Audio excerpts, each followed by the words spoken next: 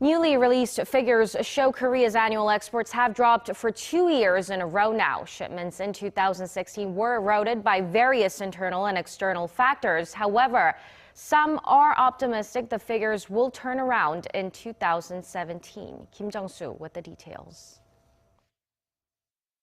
Data from Korea's Ministry of Trade, Industry and Energy shows the country's total exports for 2016 amounted to $495.5 billion, which is 5.9% less than 2015.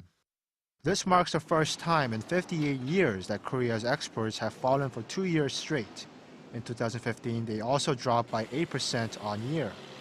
Meanwhile, imports for the year also dropped by 7.1%, coming to a total of $405.7 billion.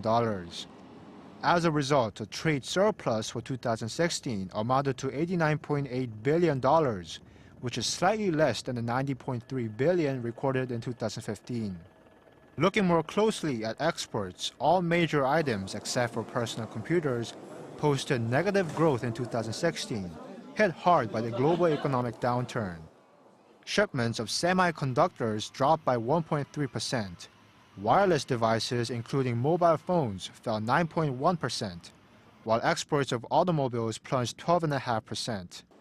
However, the ministry's report also offers a glimmer of hope. It shows monthly exports posted all-year growth in positive territory for the last 2 months of 2016, the first time in over 2 years. Exports for November grew 2.5% on year, and the figure for December was up 6.4%. Experts attribute this late surge to recovering demand and rising crude oil prices. However, analysts also caution that Korea must still deal with the possibility of more trade protectionism and economic restructuring in 2017 by economic superpowers like China and the US. Jung-soo, Arirang News.